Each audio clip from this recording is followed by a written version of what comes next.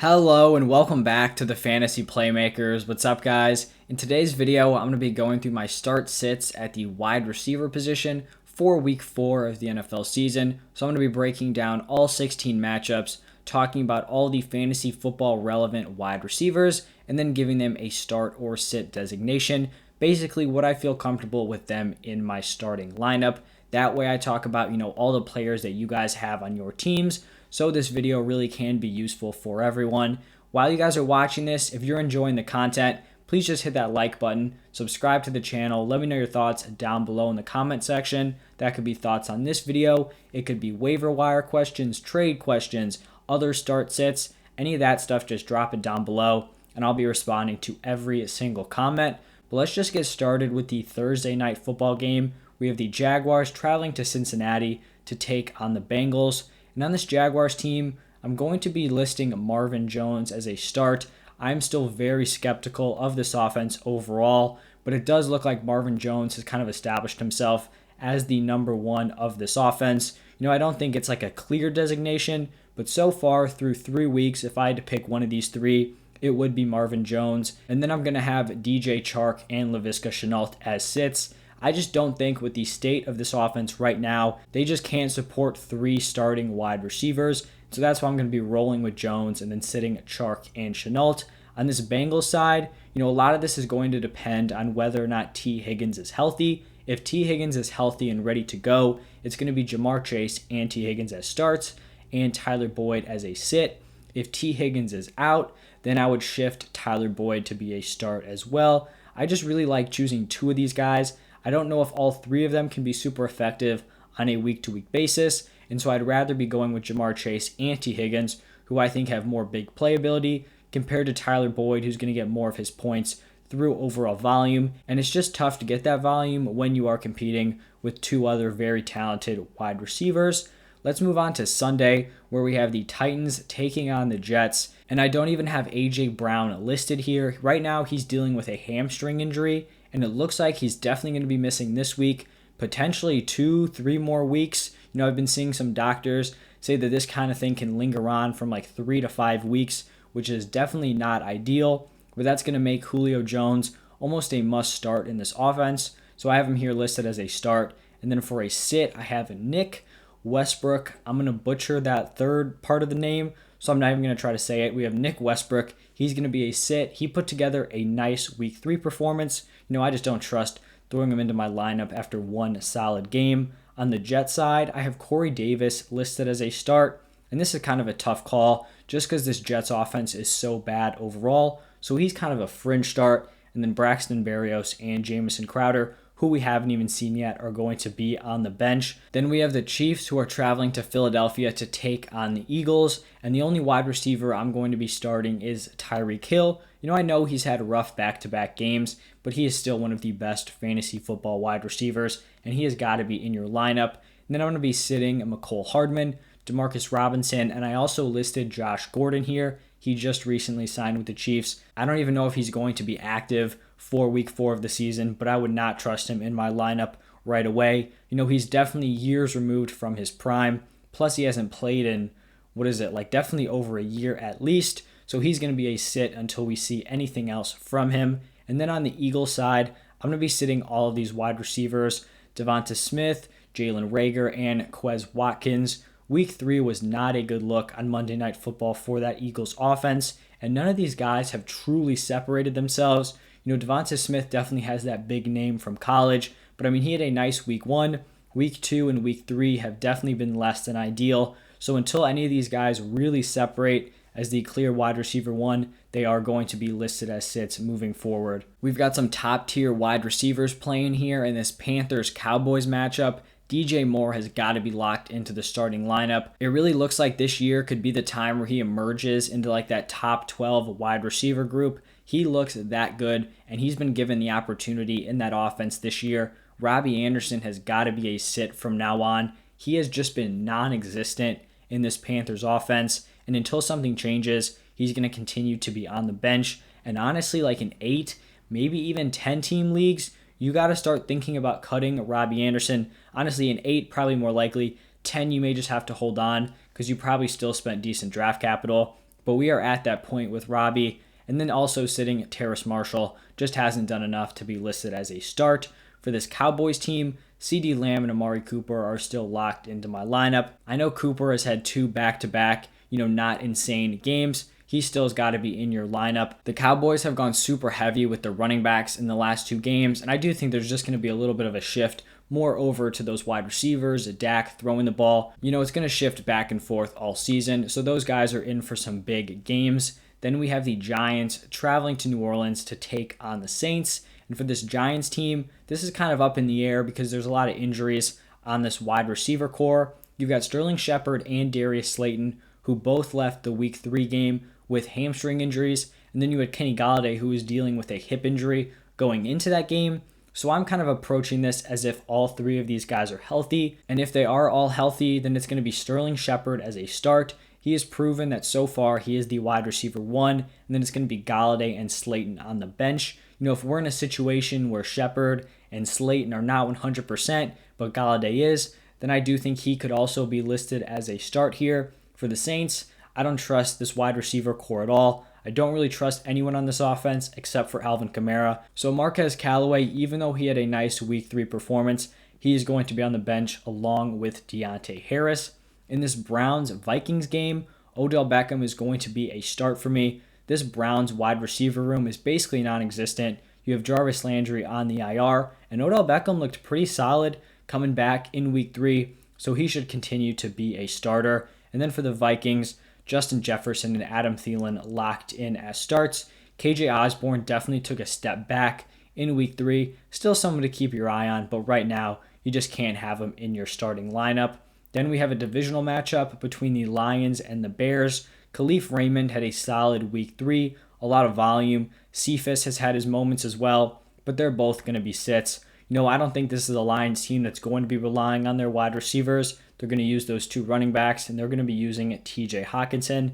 Plus, overall, this is a solid Bears defense, so I'm just not interested in that Lions wide receiver room. For the Bears, Allen Robinson has been pretty miserable to start off this season from a fantasy football perspective and honestly from a real-life NFL perspective, but he still has got to be a start. This seems to be like a get-right matchup here against the Lions. And then I'm going to be sitting Darnell Mooney. He showed a lot of promise Week 1, just really hasn't produced in Week 2 and Week 3, so it hasn't done enough for him to be a start. This next matchup here just has blowout written all over it, and that's the Texans traveling to Buffalo to take on the Bills. On this Texans team, Brandon Cooks has earned this role as a starter. He's someone that I really liked coming into the season, and he has just balled out. He is really the only capable wide receiver on this team, and they're just going to have to feed him the ball, especially if they're getting blown out. They're going to be throwing the ball a lot, and that is going to help Brandon Cooks. On this Bills side, since I do think they're going to be putting up a lot of points, I have Stephon Diggs, Cole Beasley,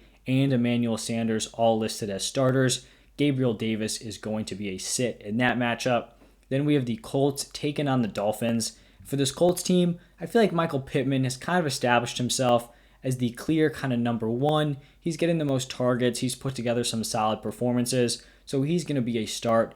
And then Zach Pascal is going to be a sit. For this Dolphins offense, we kind of need to reevaluate everything, moving from Tua to Brissett. With Tua, he was kind of spreading the ball out evenly to Jalen Waddle and Devontae Parker. We didn't get to see him play with Will Fuller, but here in Week 3, we saw a full game of Brissett at quarterback, and he just was targeting Jalen Waddle all over the place. So Waddle is going to be a start here. Devontae Parker is on the bench, and so is Will Fuller. I think Will Fuller could continue to see some more work on this offense. I'm pretty sure the Dolphins coach Brian Flores even came out and said we would like to get him a few more touches, get him more involved. I think he's probably the best wide receiver on this team overall. It's just a matter of him producing. He had the suspension for Week 1 and then was dealing with a personal issue, so just hasn't had a chance to build a lot of chemistry with Brissett or Tua. So for this week, it's going to be Waddle as a start, Parker and Fuller on the bench. And then in this next matchup here between the Washington football team and the Falcons, this is about as clear-cut as it can get. Terry McLaurin and Calvin Ridley are in your starting lineups, and any other wide receivers on these teams are going to be sits. These are both 2 offenses that are just so dominated by these wide receiver 1s that a lot of the other guys just aren't going to be getting enough volume. This is a really exciting matchup here between the Seahawks and the 49ers. And for the Seahawks, this is locked in every single week. Metcalf and Lockett are starters. And then for the 49ers, Deebo Samuel has been great, so he should definitely be a starter. And I actually do also have Brandon Ayuk here listed as a starter. It seems like he's basically earned his 2020 role back. He finally put together his first fantasy startable performance, and I think he's just going to build on that. The talent is 100% there, and now that he's getting the opportunities, he should just continue to develop and put together some better performances. So I would feel confident starting him going into week 4. Then another actually nice matchup here between the Cardinals and the Rams. A lot of fantasy relevant wide receivers here. On the Cardinals side, I'm going to be starting DeAndre Hopkins and Christian Kirk. There's been a lot of hype about Rondale Moore, but I think people have kind of just been avoiding the player who's likely the wide receiver 2 on this team, and that is Christian Kirk, and that is why I have him here as a start. I'm going to be sitting Rondale Moore. I really like the player. I think he's very talented. He just doesn't have the snap share that a guy like Christian Kirk has and the overall opportunities, so he is going to be on the bench with AJ Green. For this Rams team, I'm going to be starting Cooper Kupp. That is a no-brainer. And I'm also going to be starting Robert Woods. I mean, this is getting a little bit risky here with Woods. He's had 3 straight games of just not good production. I would have to think he's got to pick it up just a little bit because we know the talent is there. So far, we've just not seen it. He has not been super involved in this offense.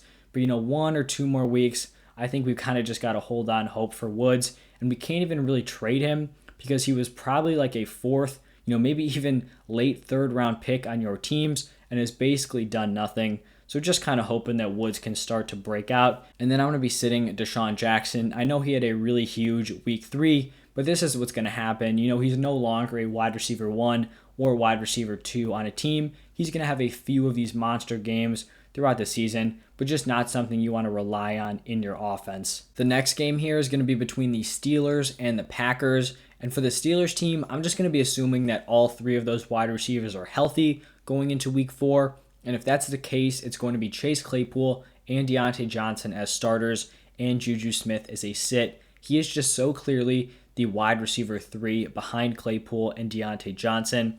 I just don't want him in my lineup. He's not even that safe anymore. He doesn't have the upside that he used to have. So right now, he's going to be a sit. There is potential that Deontay Johnson misses another game. If he does, that would make starting Juju a little bit more palatable. But Juju is also dealing with a rib injury, so we don't even know if he's going to be 100%. So that's kind of what I'm looking at right now. For this Packers team, Devontae Adams, no question, number 1 overall wide receiver in your lineup.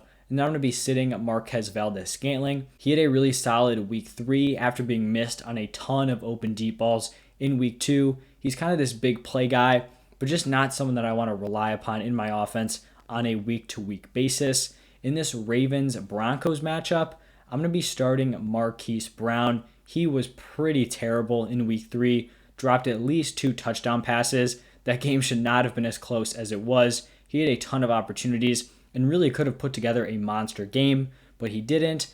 Overall, he's played well. I will say just watch out for Rashad Bateman, who I do believe is eligible to come off the IR this week. It seems like he has started practicing, and he's someone who could definitely eat into Marquise Brown's work. I was really high on him going into the season, so I'm excited to see him in this lineup. And then I'm going to be sitting Sammy Watkins. He just hasn't done enough for me to want him in my starting lineup. For this Broncos team, I feel confident starting Courtland Sutton and Tim Patrick. I don't have anyone listed as a sit here because KJ Hamler tore his ACL. And after Hamler, it's just all over on this team for wide receivers. So those are really the only 2 guys I'm focused on. Then it's the matchup that I am most excited about this week, Tom Brady's revenge game. And I'm going to be starting all of these wide receivers. This is something I'm going to be doing every single week. Mike Evans, Chris Godwin, and Antonio Brown. Definitely assuming that Antonio Brown is off of the COVID list. I think all 3 of these guys can feast. This is a solid Patriots defense, but that Bucs passing attack is so lethal. All these guys can still produce.